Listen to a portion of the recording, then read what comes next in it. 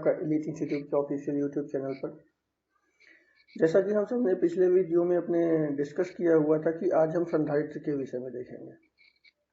संधारित्र क्या होता है? एक मोटा मोटा डेफिनेशन आपको बताऊं। संधारित्र की प्रॉपर्टी होता क्या है कि संधारित्र जहां पर लगा दिया जाता है वो वैद्युत आवेश की क्षमता को, वैद्युत आवेश की मात्रा को अपने आप बढ़ा देता है। इससे होता क्या है कि कोई भी काम उस वैद्युत आवेश के साथ अगर कोई काम पहले धीरे हो रहा होता है, धीमी गति से होता है, तो संधारित्र लगाने के बाद वही काम बहुत ही तेज गति से होने लगता है। जैसा कि आपको एक बहुत ही कॉमन सा एग्जांपल दूं तो आपके घरों में पंखा लगा होगा। आप सभी लोग जानते हो कि घरों में पंखा लगा ही होगा, सीलिंग फैन। अब हर एक सीलिंग फैन में या फिर हर एक पंखे में, चाहे सीलिंग फैन हो चाहे टेबल फैन हो, कुछ भी हो, पंखे में कंडेंसर जरूर लगा होता है। वो कंडेंसर एक्चुअली संधारित्र ही होता है। अब कंडेंसर लगने से पहले पंखे में क्या होता है, पंखा धीमी गति से चलता है, लेकिन वही कंडेंसर लगने के बाद पंखा बहुत ही तेज गति से चलने लगता है। तो वो संधारित्र की ही वजह से होता है। संधारित्र ने पंखे की गति को, पंखे की स्पीड को, पंखे की पत्तियों की स्पीड को बढ़ा दिया, जिससे आपको तेजी से हवा मिलती है। आइए जरा संधारित्र की डेफिनेशन के विषय में देख लेते हैं। संधारित्र की डेफिनेशन में क्या बोला गया है कि संधारित्र एक ऐसा समायोजन है, संधारित्र एक ऐसा समायोजन है जिसमें किसी चालक के आकार को परिवर्तित किए बिना, अर्थात देखिए पंखे में जो तार लगा हुआ है वही चालक है। अब उस तार को हम नहीं परिवर्तित करते हैं, पंखे के चालक को हम परिवर्तित नहीं करते हैं, और फिर भी उस पर आवेश की पर्याप्त मात्रा में संचित किया जा सके, उसमें आवेश संचित कर दिया जाता है। संचित कहाँ किया जाता है? वही संधारित्र के भीतर। अथवा धारिता अधिक से अधिक बढ़ाई जा सके, उसे संधारित्र कहते हैं। तो संधारित्र क्या करता है कि किसी भी चालक के आकार को बगैर परिवर्तित किए हुए उसमें आवेश की संचित मात्रा को बढ़ा देता है, जिससे धारिता ज्यादा से ज्यादा बढ़ाई जा सकती है। ठीक, कोई दिक्कत नहीं होनी चाहिए इतने में। अब अगर आप देखो तो संधारित्र जो होता है ये वैद्युत ऊर्जा के संग्रह करने की एक मशीन है, एक युक्ति है, जो कि संधारित्र दिष्ट धारा को रोक देता है और परिवर्ती धारा के लिए एक नया उपपथ बनाता है। संधारित्र को हम इन 3 फिगर्स से डिनोट करते हैं। ऊपर दिख रहा होगा आपको, 3 फिगर से संधारित्र को डिनोट किया जाता है।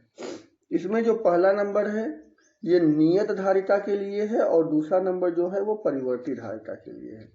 मतलब संधारित्र भी 2 टाइप का होता है। एक संधारित्र वैसा होता है कि उसमें कितनी धारिता बढ़ानी है हमको, ये हम डिसाइड करते हैं, ये होता है परिवर्ती धारिता।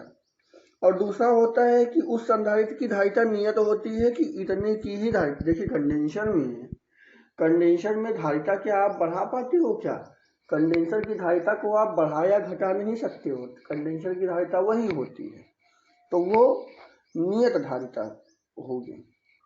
लेकिन अभी कंडेंसर में हम पंखे में हमने किया क्या, रेगुलेटर लगा दिया, बोर्ड से अपने रेगुलेटर लगा दिया। अब रेगुलेटर में पंखे की स्पीड को हम 3 पे ले गए, 2 पे ले गए, 1 पे ले गए, तो पंखे की स्पीड घटने लगती है, बढ़ने लगती है। मतलब अब हमने रेगुलेटर को लगा करके उसकी धारिता परिवर्ती कर दिया। ठीक ना? तो जब धारिता बढ़ाई या घटाई जा सके तो उसे परिवर्ती धारिता कहेंगे, और जब धारिता नियत होती है तो वो नियत धारिता है ही।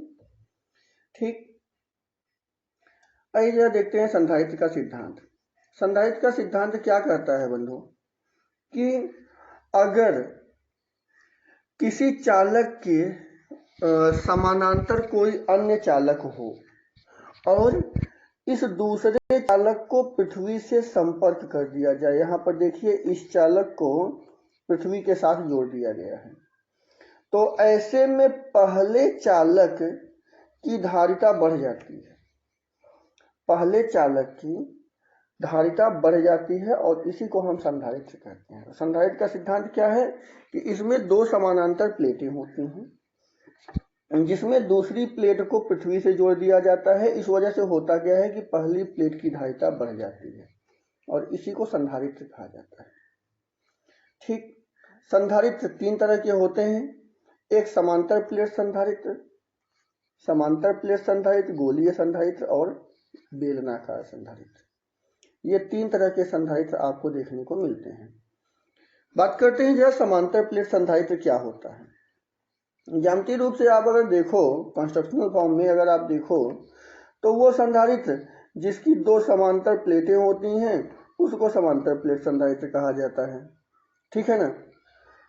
और दोनों ही प्लेटों की दूरी बहुत ही कम होनी चाहिए। दरअसल होता क्या है कि अगर प्लेट की दूरी बहुत ज़्यादा हो जाएगी तो पहली प्लेट का इलेक्ट्रिक फ्लक्स दूसरी प्लेट तक पहुंच ही नहीं पाएगा और उसका पहुंचना जरूरी है। ठीक, जरा आइए संधारित्र की धारिता और विभव निकालने के लिए कुछ डेरिवेशन कर लेते हैं। जैसे अगर आप देखिए, आप पहले पढ़ चुके हो कि वैद्युत क्षेत्र की तीव्रता वैद्युत क्षेत्र E बराबर होता है सिग्मा अपॉन एप्सिलॉन नॉट, और सिग्मा की वैल्यू भी आप पहले ही पढ़ चुके हो, सिग्मा इज इक्वल टू होता है Q अपॉन A। सिग्मा की वैल्यू Q अपॉन A हम यहाँ पर ला करके पुट कर देते हैं तो E इज इक्वल टू हो जाएगा Q के प्लेस पर, सिग्मा के प्लेस पर Q अपॉन A और इंटू एप्सिलॉन नॉट, तो E इज इक्वल टू हो गया Q upon A into epsilon not. ठीक, अब प्लेटों के मध्य जो विभवांतर है वो V अपॉन डी होगा। प्लेटों के मध्य का विभवांतर V अपॉन डी होगा, तो वैद्युत क्षेत्र की तीव्रता E बराबर हो जाएगी V अपॉन डी। और पहले आप देख चुके हो कि E बराबर है Q upon A into epsilon not, तो भाई वो भी E के बराबर है और ये भी E के बराबर है, तो दोनों आपस में बराबर हो जाएंगे, यानी V अपॉन डी बराबर Q upon A into epsilon not.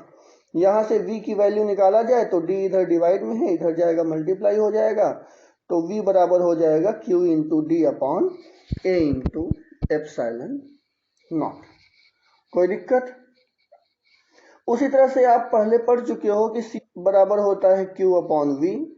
Q के प्लेस पर देखिए, अब जरा देखिए, यहाँ से हम क्या करते हैं कि V को हम गायब करते हैं।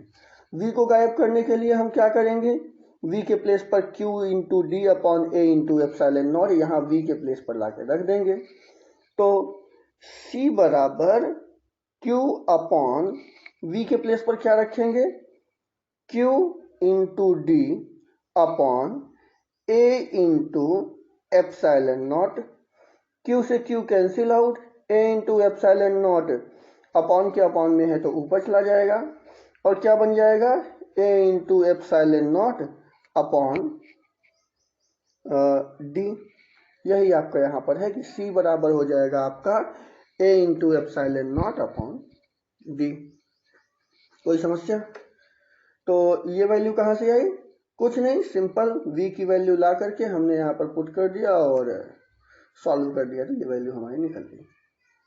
ठीक, तो ये संधारित्र की धारिता और विभव का सूत्र है। इसके बाद कुछ क्वेश्चंस दिए गए हैं नीचे, आप इसे सॉल्व कर लीजिएगा। जरा आइए देखते हैं धारिता पर परावैद्युत का क्या प्रभाव है, परावैद्युत पदार्थ का धारिता पर क्या प्रभाव पड़ता है। देखिए, जब समांतर प्लेट संधारित्र के बीच में हम कोई परावैद्युत माध्यम रख देते हैं तो इससे वैद्युत क्षेत्र द्वारा यह ध्रुवित हो जाता है।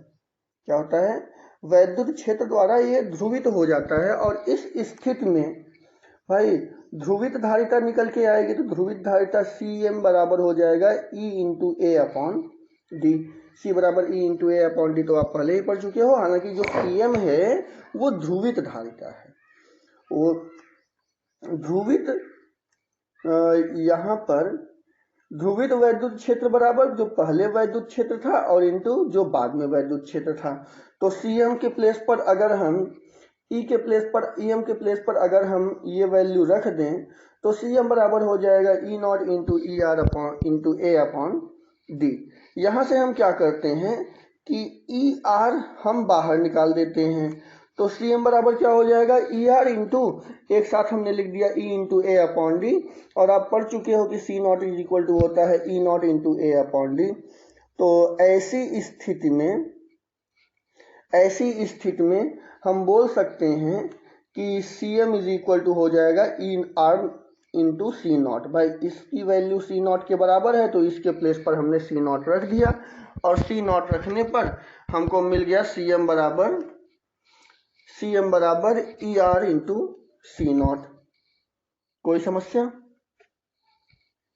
आई थिंक होनी नहीं चाहिए। ठीक, अब इसके नीचे हमने इसके नीचे हमने यहाँ पर आपको कुछ क्वेश्चन दे रखे हैं, तो इसे आप सॉल्व कीजिएगा और ये नोट पढ़िएगा। और नेक्स्ट आपका है, चलिए नोट के विषय में कुछ डिस्कस कर देते हैं। एक समांतर प्लेट संधारित्र में बैटरी जोड़ करके उसकी प्लेट के मध्य परावैद्युत पदार्थ की पट्टिका रख दी जाए तो ऐसी स्थिति में, अच्छा परावैद्युत पदार्थ रखने पर क्या क्या होता है? ऐसी स्थिति में होता क्या है कि परावैद्युत पदार्थ रखने से संधारित्र की धारिता बढ़ जाती है। देखिए C इज इक्वल टू होता है Q upon V, C is equal to होता है Q अपॉन V, और धारिता और विभवांतर में व्युत्क्रम संबंध होता है। तो अगर धारिता बढ़ेगी तो जाहिर सी बात है कि विभवांतर घट जाएगा। तो संधारित्र में जब हमने बीच में परावैद्युत पदार्थ रखा तो ऐसी स्थिति में धारिता बढ़ी, और धारिता बढ़ने के साथ क्या हुआ, विभवांतर घट जाएगा। कितना घटेगा, कितना बढ़ेगा?